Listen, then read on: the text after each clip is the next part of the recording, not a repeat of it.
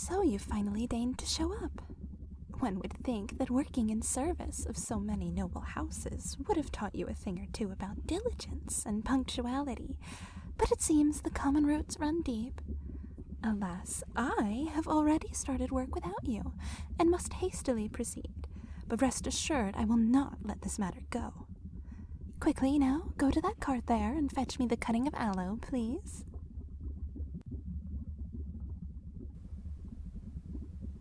Thank you.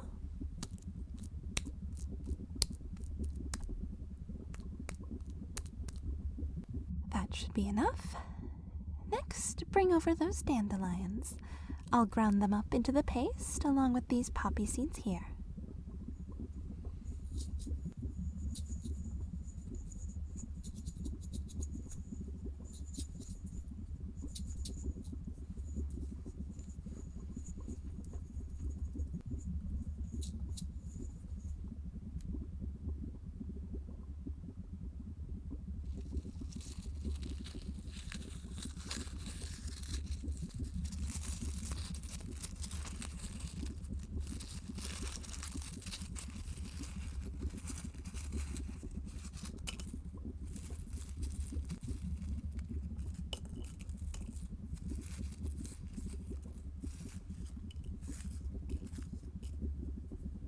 "17 times clockwise, then thrice anti-clockwise.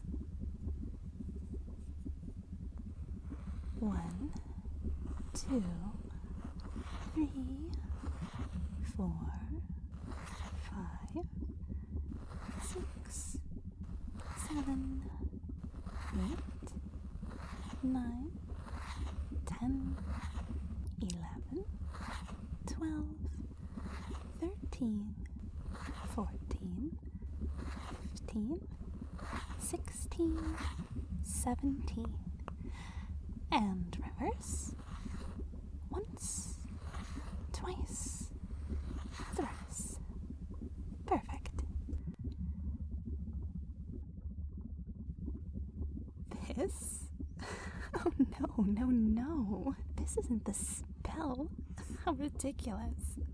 Your untrained eye is quite telling, Professor. This is a poultice that we will smear across your skin to protect you from any burning the actual spell might cause. Incidentally, it works quite well for soothing all manner of stings from insects or plants alike. I intend to patent it in the name of my noble house as I restore our notoriety. Just imagine the acclaim. All I need to do is iron out the side effects, and soon my name will be synonymous with relief and satisfaction. Oh, don't worry about what kind of side effects. That's what you're here to help me work out. Now, strip off your coat and expose your arms for me, if you please.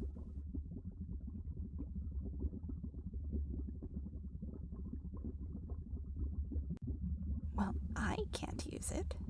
Today we'll be testing my latest spell, a massive sample of my exquisite talents that requires 2 hands for casting.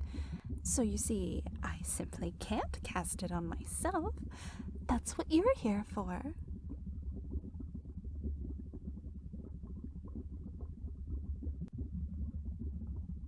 You'll see. Hop up onto the center table now.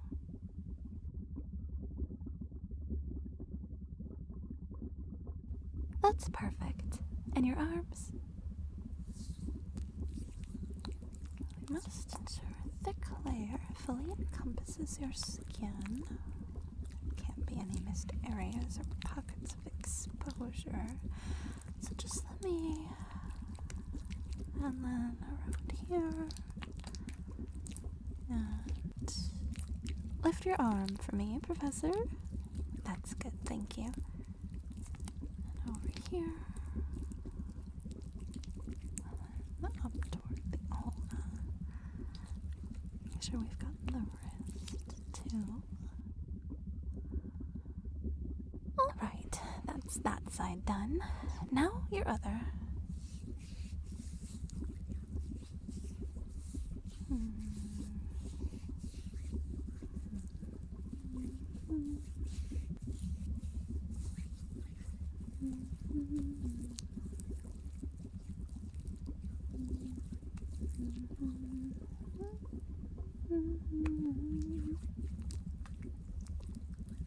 Muscles like these, it's certainly obvious used to be mercenary. Just how tight are the cords here anyway? I've never felt anything so firm. Yet the skin is so soft. That reminds me I should speak with Lawrence about the moisturizer he uses. All the spell work has left my hands quite dry. And there. That should be enough coverage. How do your arms feel? Cool and tingling? Good. Now I want you to lay back and let me adjust your limbs like so.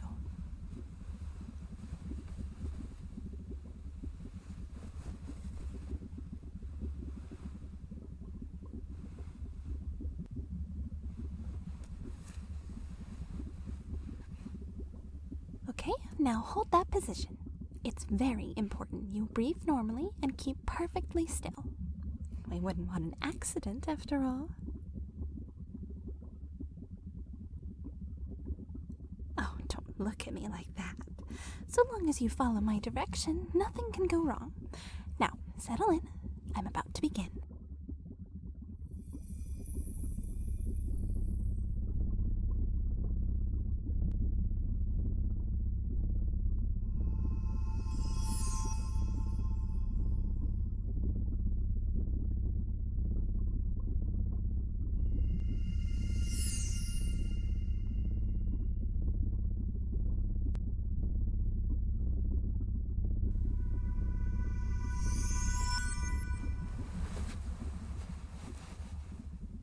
Ta-da! Behold and marvel at the wondrous strength of my magic, which can transform even your dull mercenary garb into a ball gown fit for attending the royal coronation. But of course, a formal appearance never ends at the dress. Behold, in this mirror. Not only has your garb been perfected, but I've also given you hair extensions in the latest Adrestian fashion, and painted your face in the most sophisticated makeup look.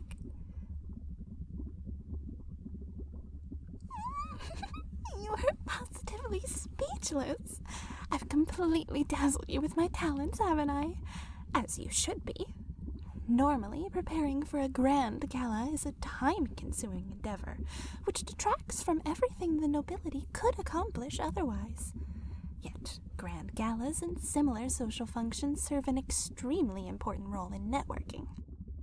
As I and my family have tragically learned, and it's not only the standing of one's house above the common folk that impacts one's dignity, but their ties to the other nobles, and their standing within that superior hierarchy. All that is to say, this new dazzling spell of mine shall save countless hours of dressing, thus creating more time for all the crucial diplomacy such events lend themselves to. And with time saved, our glorious empire will naturally become more efficient, with room to accomplish a great number of feats hitherto impossible. With this masterful spell, I will not only improve the good name of House Nuvelle, but also lift up those around us. Surely such an amazing and wonderful spell will be enough to capture Lady Edelgard's notice. She will reinstate my titles at once as soon as she sees this. What's that? What happened to your old clothes? Well, they've been transmuted in the process of the spell, you see. So, this elegant and stylish new ball gown is your previous outfit. It is as though your old garments were seam-ripped and refashioned into your current attire.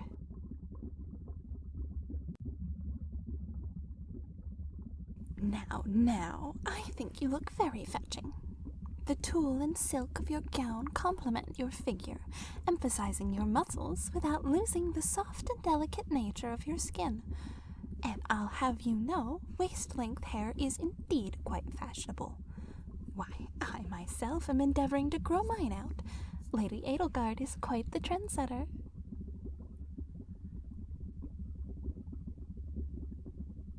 Yes, your armor was encompassed in the transformation as well. Ah, is that your concern?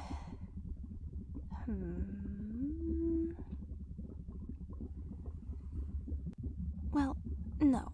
The lengthy train does not lend itself well to training sessions. That's true. Okay, I can see some merit to your complaints. But to be fair, this was just a proof of concept test. Normally, one would not cast this spell before going into battle, you understand. Given the standard context, the spell is perfect.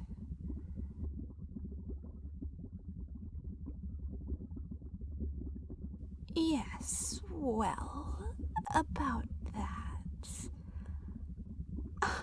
Don't look at me like that. The spell is not permanent. What do you take me for? Just as easily as I transmuted what you wore before, I can transmute this gown back into your standard dark and moody attire. The only trouble is I was rather conservative when I was collecting my ingredients in the greenhouse this morning.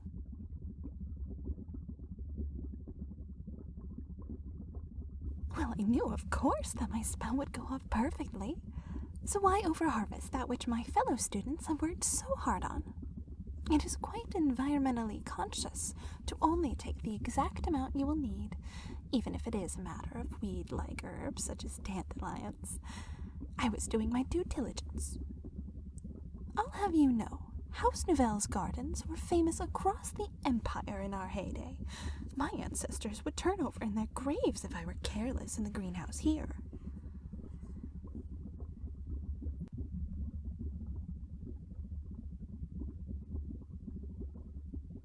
Yes, the necessary plants were in good supply when I harvested this morning.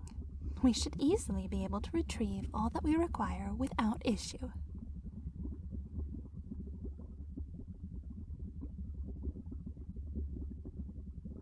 We, indeed. I typically fetch my supplies from the greenhouse in the early dawn, and the morning attendant is quite familiar with me. But the rest of the staff are still dreadfully wary of those of us from the abyss, and I fear I shall be turned away indignantly if I venture to harvest our herbs unattended. So I must insist on your accompaniment if you hope to have your garments restored.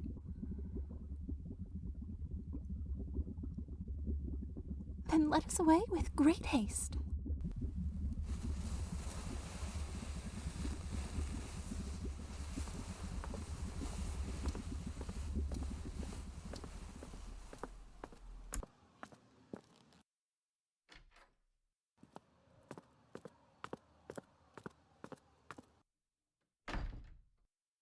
Oh, the storm of this morning has cleared.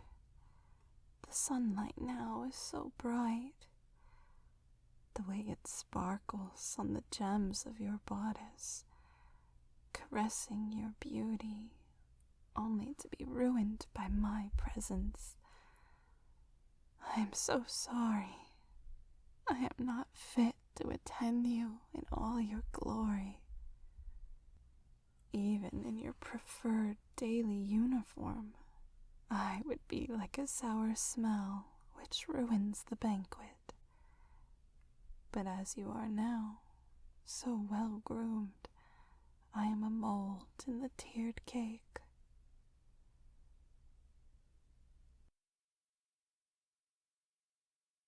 Oh, forgive me, most noble and accomplished professor. How could I have been so presumptuous as to use the world-renowned ashen demon for a test subject? You have achieved not one, but 2 accomplished careers, whilst I am disgraced, unworthy of even my own inherited role. I do not deserve your tutelage. It would be best for everyone if I were to crawl back the way I came and remain forever in the abyss. I do not deserve to enter this glorious greenhouse, the testament of hard work and toil by hands far superior than mine.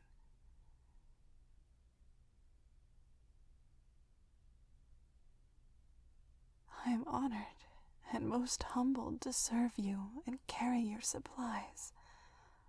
Oh, thank you, dear Professor. You are right. The role of pack mule is just as I deserve. I shall await your orders outside this most sanctimonious building.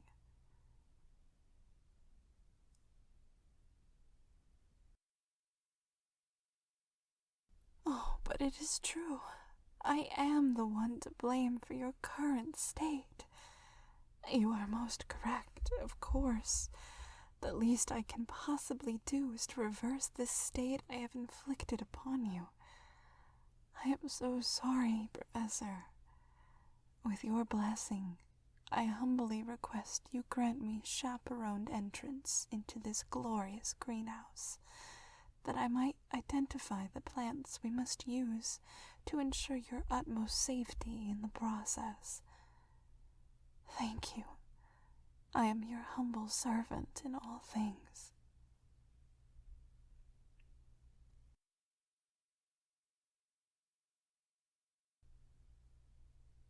Here, this beautiful scarlet poppy shall have to suffer my touch in order to better your precious life. And beside it, these 3 dandelions.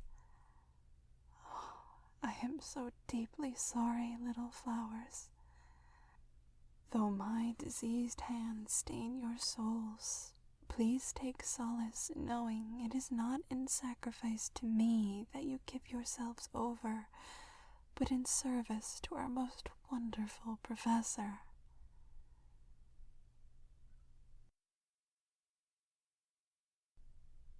This shall be enough to replenish my stores. The aloe we need is already prepared in my pitiful lab. I understand, however, if you wish for another, more capable mage to prepare this poultice for you.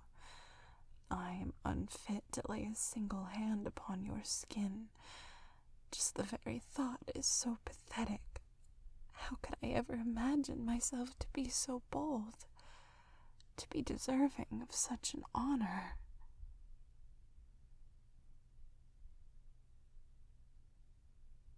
Yes, of course.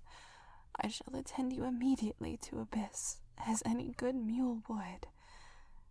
Thank you most fervently, Professor, for allowing me this opportunity to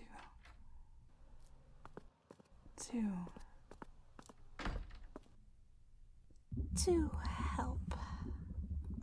It seems my dreaded Nimbus charm has failed me yet again. Curses. Oh, this is dreadfully embarrassing. Professor, I'm sorry you had to witness such a pathetic lack of decorum.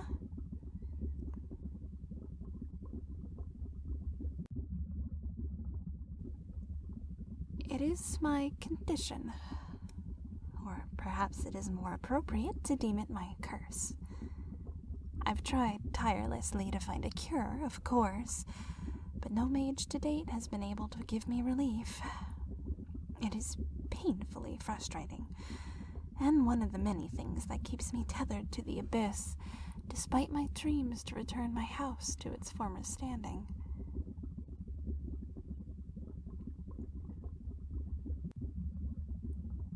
Before, it was never a problem before the fall of House Nuvelle. In fact, that horrible attack is the source of the matter. It is one of the darkest and most shameful memories I have, you see. Unsurprising, then, that such horrors would leave a scar.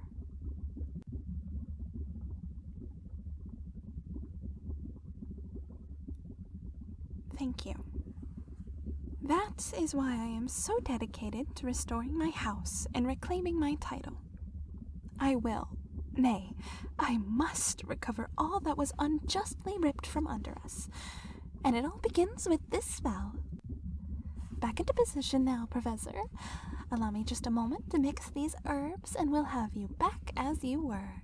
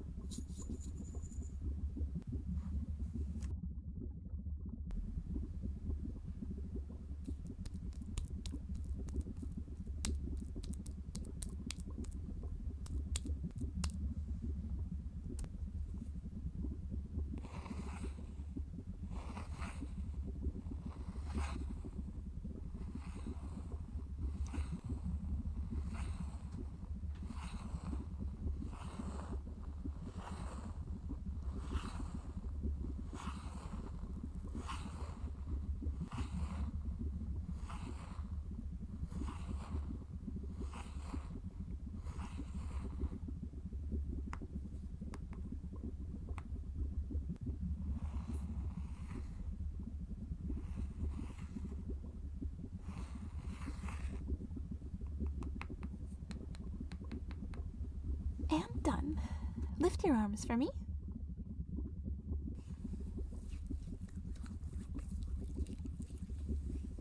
No, I won't rush it.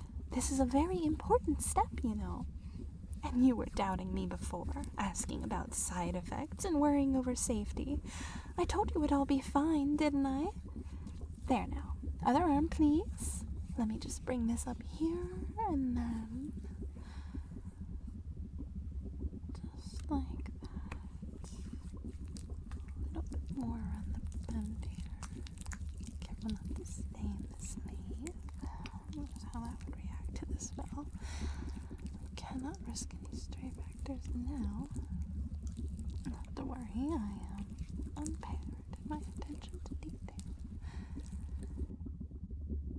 Done. You are now perfectly safe from my might. Lay back down now.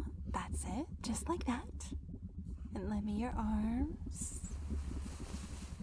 Good, good. Then we'll bring over the legs, bend them this way. That's it. All right. Are you ready, Professor?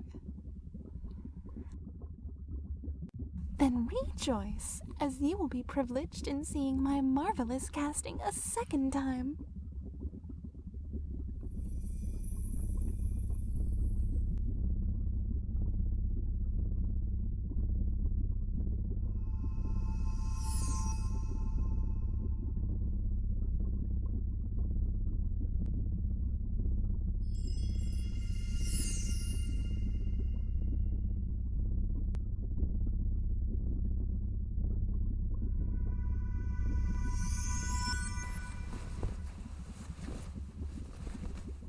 Et voila! Right back to where we started. And look, I've even polished your armor. How generous of me. You may begin showering me in praise.